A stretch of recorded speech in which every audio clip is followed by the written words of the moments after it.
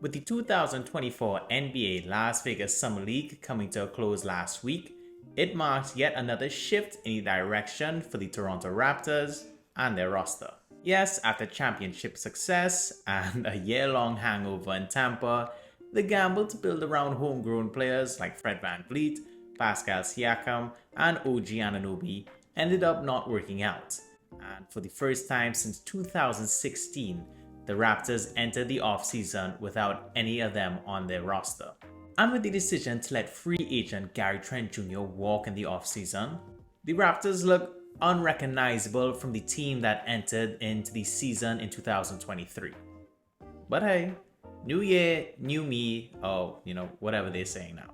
But with change, although very terrifying, brings new faces, brings new possibilities, and brings a whole new level of excitement, which is how I would describe the Summer League for the Raptors this year. I mean, after all, we did draft the most amount of rookies in franchise history since 2005, and with about 5 rookies on our training camp roster, that's a lot of new faces to get used to. So let's get acquainted with each and every one of them. As for the 4th year in a row on this channel, I get out my red pen and my world's best teacher mug and hand out grades for the Toronto Raptors for the 2024 Summer League. I'm not going to bother explaining how grading videos work because I assume everybody watching this video is a highly intelligent and lovable person. And with that out the way, please remember to leave a like on this video, share with anybody you want to, and subscribe to the channel. I would greatly appreciate any support you're willing to give. And now, let's hand out some grades. This year's Summer League started off very well with an impressive victory over OKC. And then unfortunately, in our Game 2 victory over the Denver Nuggets, we had a couple of injuries which more or less ended up with us getting blown out in the last 3 games. But hey, it was not as bad as last season's Summer League, so I'll take that. But of course, as we all know, with a roster full of hungry and competitive guys fighting for playing time, some players will see the court more than others. So unfortunately, for this video, the following players will be unfortunately unable to receive a grade. Dylan Daisu, Joseph Gerard III, Tyler Perry, no, not that one, Quincy Guerrier, and Omari Moore. I'm also going to have to sadly add both Grady Dick and Johnathon Mogbo to the ungraded players list, as they were the 2 players that suffered injuries during our Game 2 victory versus the Nuggets. It's unfortunate both of them showed their flashes. I really liked Grady's aggressiveness, driving to and attacking the rim, and Mogbo was able to show off his playmaking flashes that he had in college. Just sucks that, their Summer League was cut short. With that bunch out the way, let's move on to the rest of the players who will be receiving grades, shall we? Let's kick this list off with the rookies, and who better to start with than our first round pick, the number 19th pick out of Baylor, Ja'Kobe Walter. Ja'Kobe got off to a very rough start in Las Vegas. He was advertised as this very good shooter coming out of college. However, in his first 3 Summer League games, his shot wasn't dropping at all, as he only nailed 2 out of his first 18 3-pointers attempted. But to his credit, his shot selection wasn't that bad, and he still provided very good energy in his overall team defense. And with more of a spotlight shined on him after Grady went down, he actually put together 2 pretty good games, scoring 16 points in both of them on pretty good efficiency. Yeah, those games were blowouts, but we'll take those. We'll take positives. Of course, you would have liked to see more consistency over the full Summer League stretch, but the flashes he did show I was very impressed with, and I gotta hand it to him. I really did enjoy his aggression when attacking the basket, and he seems to be very good at drawing fouls at the moment, shooting a team-high 23 free throws. Overall, he was okay, nothing too crazy. So I'll reward him with a B- for his Summer League performance. His last 2 games really did carry him though. Next, we have the 45th overall pick, Jamal Shead, a player who I didn't know he had such a big following on Twitter. I think his fans call themselves the Shedheads. That's pretty funny.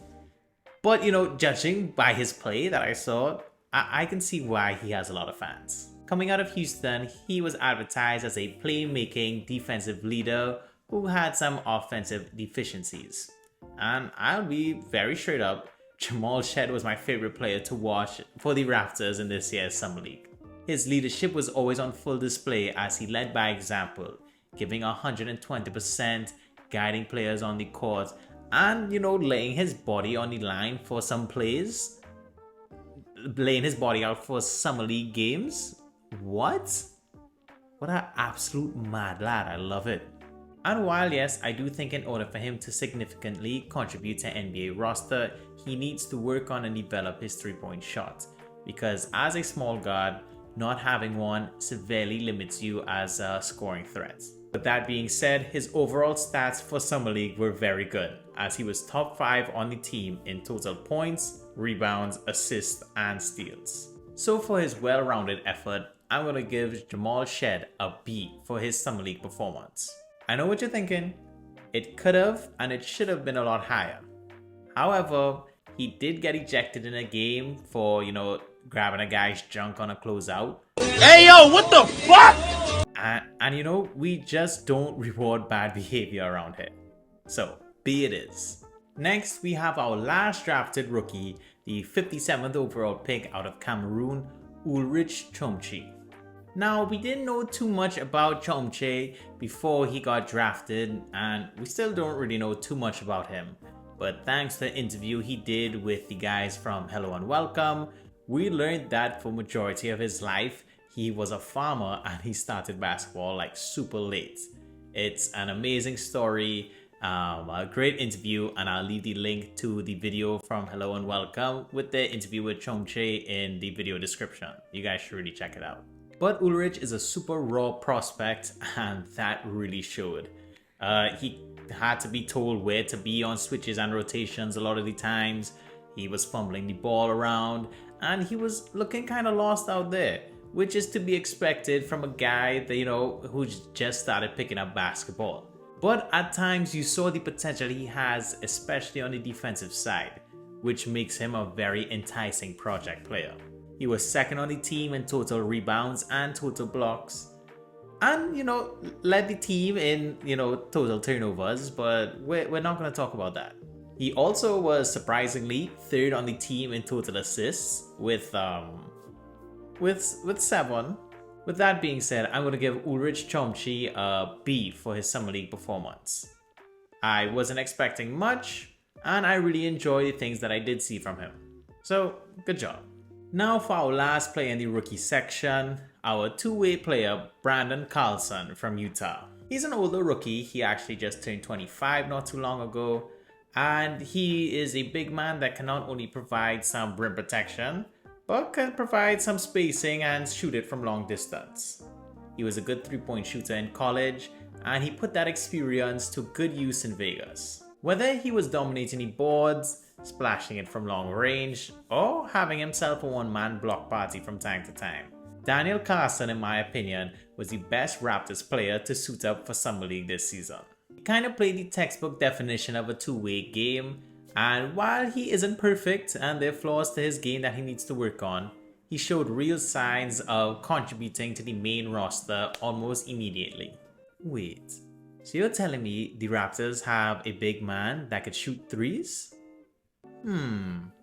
Sounds like Brandon Carlson could be the new Jontay Porter. Just hopefully without the gambling this time, I would greatly appreciate that. I don't want him hammering the unders on our games. Glazing aside, I'm going to give Brandon Carlson an A for his Summer League performance. And with this grade, he shall also be awarded with the most coveted Raptors Summer League MVP. Now, let's all give him a round of applause.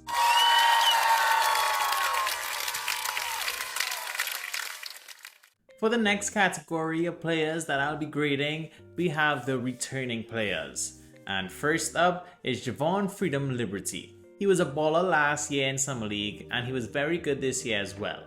We got a good look at him last season with the Raptors on the main roster. He's known to be a very good scorer, which was evident as he led the team in scoring for us this season and in Summer League. And, he wasn't that effective from the overall field. He did shoot the three-point ball very well. And while yes, he was putting up all these points, it kind of seemed that, he was looking for his next shot instead of looking for the team's best shot.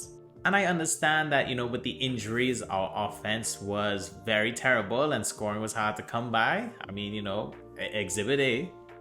But it just seemed for a guy that took the most shots in the entire team, while not even being top 5 in total minutes played for Summer League, it's pretty crazy to me, I'm not gonna lie. It's giving heavy Michael never gonna swing the Rock Porter Jr. vibes, and I'm not really a fan of that. I'm not gonna crucify him for trying to score, that's the point of Summer League. So I'm gonna give Javon Freeman-Liberty a B for his Summer League performance. Unfortunately, last week he was cut from the Raptors, so I'm hoping that he bounces back and lands on another team very soon. The next player I'm going to be grading is DJ Carton, our only returning two-way player from last season. We didn't get to see much from him because as soon as he got called up to the main roster, I think he got immediately injured. So there wasn't much to see last season. So this year in Summer League was my kind of first real look at him. And I must say, I do like what I see. Pause. He played like his life is on the line, to be honest, giving intense effort on the defensive side, whether that was fighting through screens or trying to keep his man in front of him. As for the offensive side, he had some good shot selections and he showed some real patience when he was trying to set up his teammates.